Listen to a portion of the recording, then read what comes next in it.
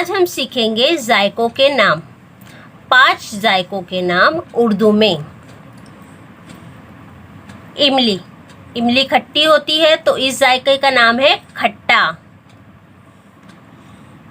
आम, आम मीठा होता है इसलिए इस जायके का नाम है मीठा। ये बिस्किट, बिस्किट नमकीन होती है इसलिए इस जायके का नाम है नमकीन। करेला, करेला कड़वा होता है इसलिए इस जायके का नाम है कड़वा।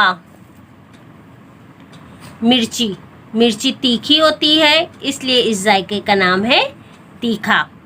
तो ये है 5 जायकों के नाम: खट्टा, मीठा, नमकीन, कड़वा, तीखा।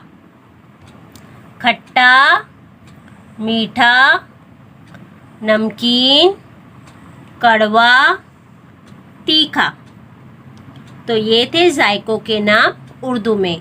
If you like my video please like, share and subscribe to my channel.